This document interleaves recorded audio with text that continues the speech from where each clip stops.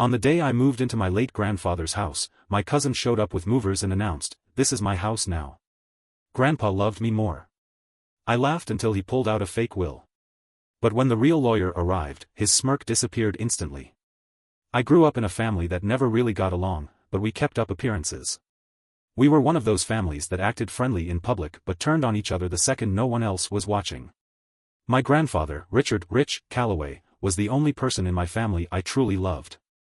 He was a tough man, a retired Navy veteran, and one of the sharpest people I had ever known. He built his entire life from scratch, starting as a mechanic before investing in real estate. By the time I was born, he had a massive house in Arlington, Virginia, and enough wealth to make sure his children never struggled. Unfortunately, that money also turned most of my relatives into greedy, backstabbing vultures. When he passed away, I was heartbroken, but I wasn't surprised when my family's first reaction wasn't grief. It was greed. My cousin, Daniel, was the worst of them all. He was the type of guy who never worked a real job but always drove around in expensive cars. He burned through money like it was nothing and had an ego the size of Texas. I never liked him, and he never liked me. So, imagine my reaction when, on the day I moved into Grandpa's house, Daniel pulled up with a moving truck and 2 hired movers. "What the hell are you doing here?" I asked, standing on the front porch with my own boxes still in my car. He grinned at me, stepping out of his sleek black BMW like he owned the place. "I was about to ask you the same thing, cousin." I stared at him, confused. "I'm moving in."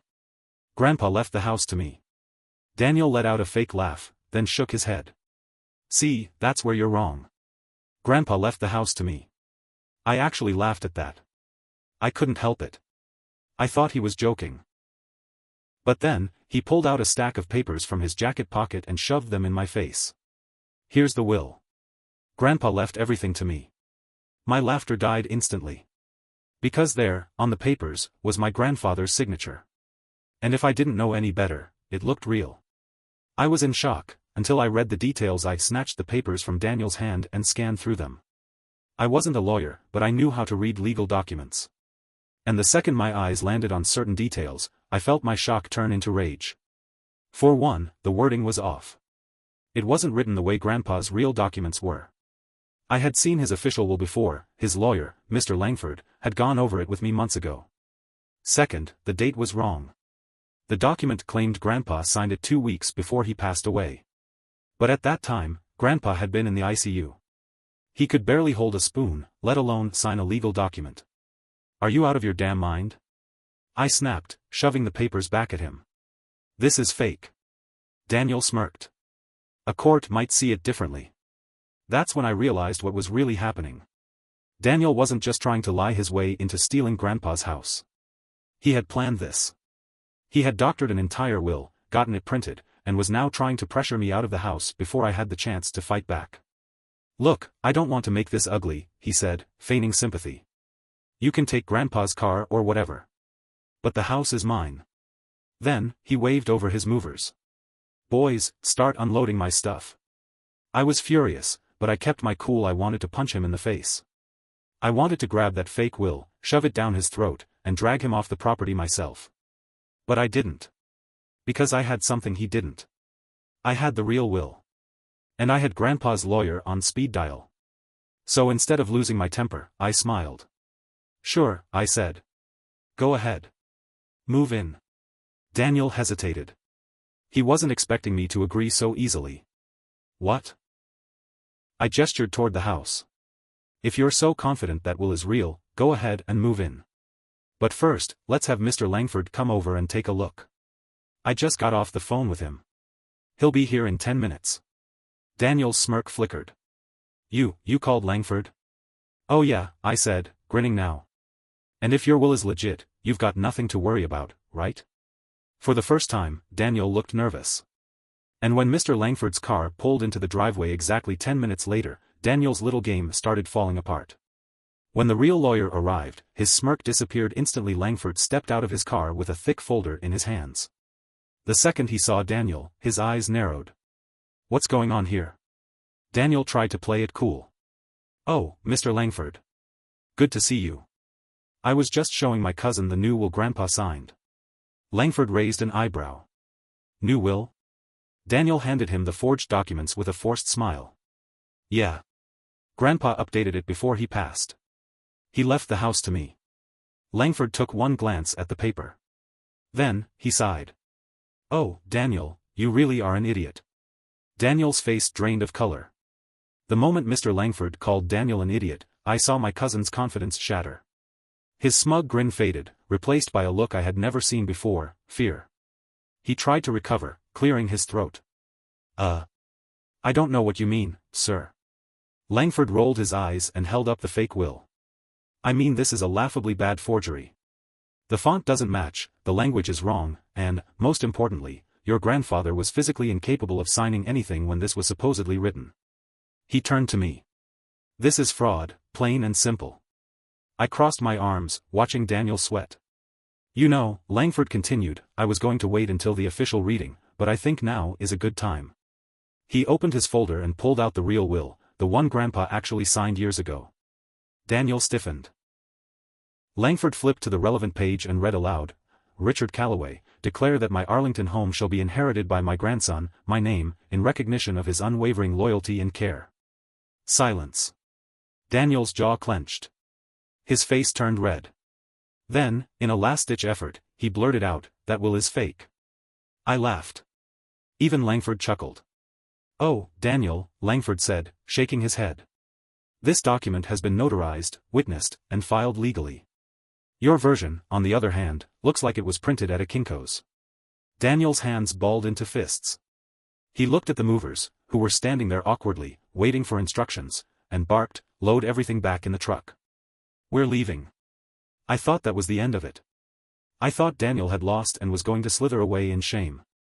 I was so wrong. Because Daniel wasn't the type to accept defeat. He had one more trick up his sleeve. The break-in that night, I stayed at Grandpa's house. Even though it was mine now, it didn't feel real yet. The house was too quiet without Grandpa in it. But as I walked through the halls, looking at the old photographs, I reminded myself, this was where I belonged. At around midnight, I went to bed. At 2:34 a.m., I woke up to a noise downstairs. At first, I thought I had imagined it. The house was old, sometimes it creaked. But then, I heard it again. A door opening. A footstep. A rustling sound. Someone was in the house. I grabbed my phone and crept toward the staircase. My heart pounded. I peeked down into the living room, and that's when I saw Daniel. And he wasn't alone. 2 other guys were with him, both dressed in dark clothes, wearing gloves. They were robbing me. Caught red-handed, I didn't make a sound.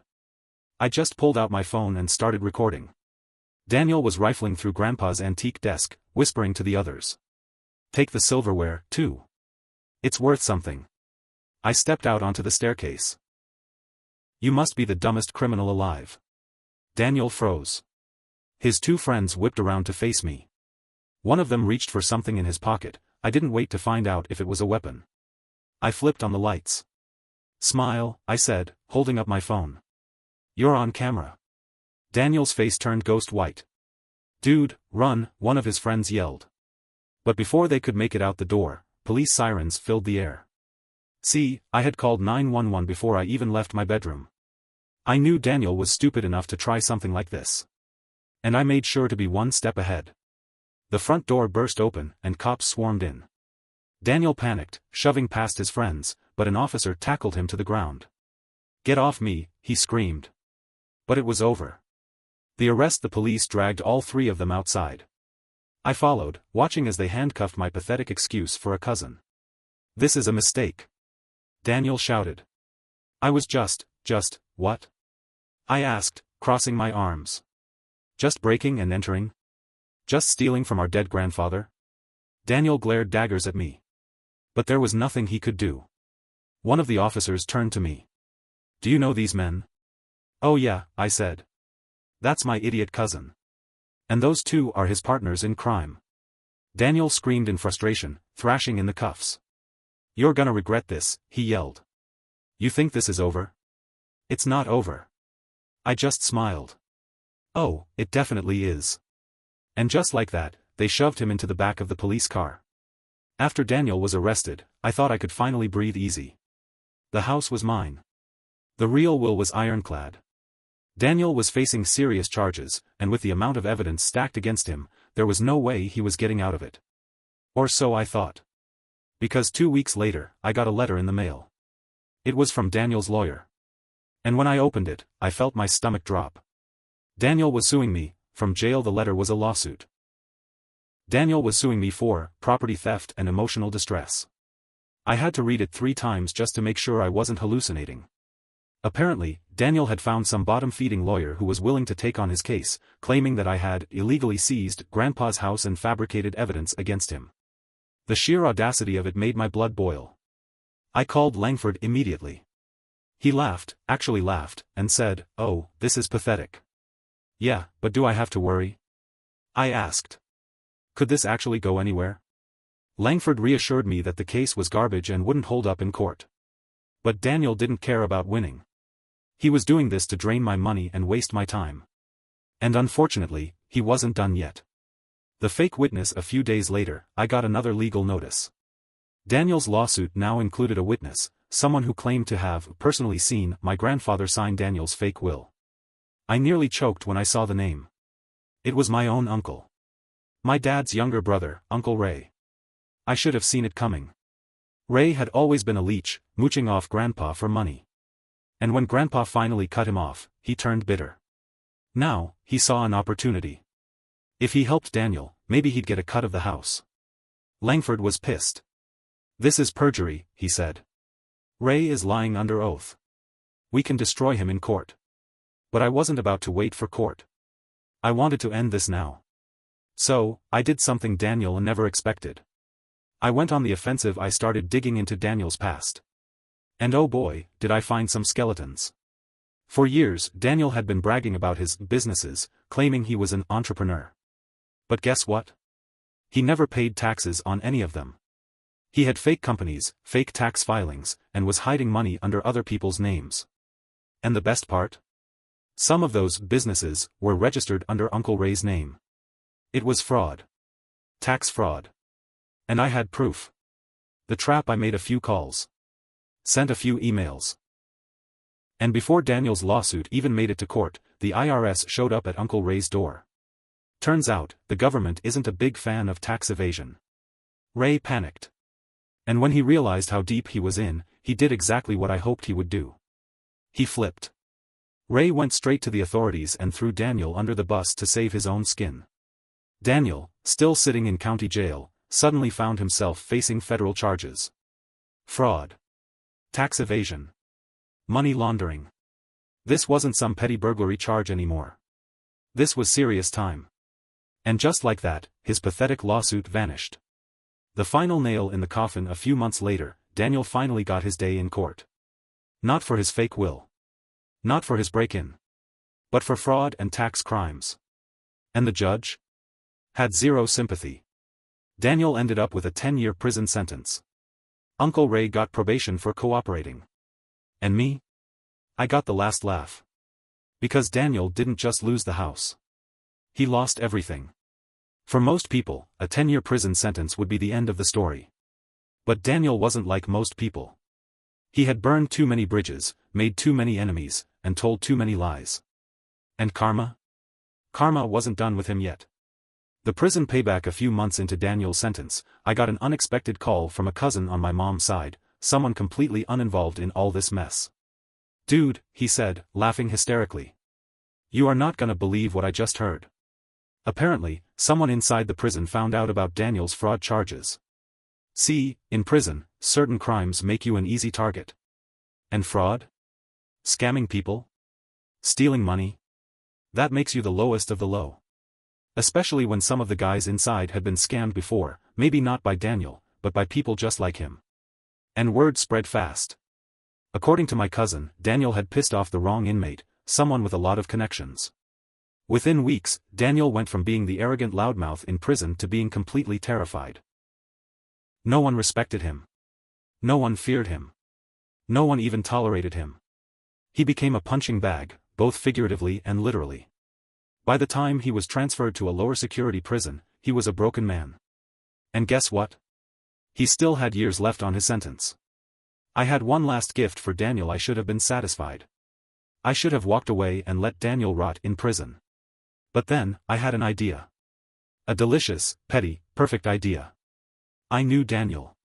I knew what he valued most. And what he valued most wasn't money, power, or even freedom. It was his reputation. Daniel always wanted to be seen as important. He wanted people to think he was rich, successful, better than everyone else. Even in prison, he tried to act like he was some genius businessman who just made a mistake. So, I took that away from him. I went online and wrote a detailed exposé on everything Daniel had done. I didn't just tell the story, I backed it up with evidence. The forged will? Included. The break-in? Caught on video. The tax fraud? Oh, I went deep into the records and showed just how much he tried to scam the system. I posted it on every platform I could find. Reddit. Facebook. LinkedIn. Even some business fraud forums. And guess what? It blew up. Thousands of people saw it. Old acquaintances, former friends, even past employers. By the time Daniel got out of prison, he had nothing left. The final blow, Daniel became a nobody. When Daniel was finally released years later, I expected him to try to start over. But no. Because of what I did, Daniel couldn't even get a basic job. His name was ruined. No employer would trust him. No landlord would rent to him. No one in our family would help him. The guy who once drove luxury cars and wore expensive suits? Now? He was living in a rundown motel, surviving on temp jobs, and completely alone. And me? I was still in Grandpa's house, sitting on the porch, drinking a beer, and enjoying the peace and quiet. Because karma? Karma always comes around. And Daniel? Daniel got everything he deserved. Final thought: some people never learn. Daniel thought he could lie, cheat, and scam his way to the top. But in the end? He lost everything. His money. His freedom. His reputation. His future. And I got to watch him crash and burn. Rest easy, Grandpa. Your house, and your legacy, are safe.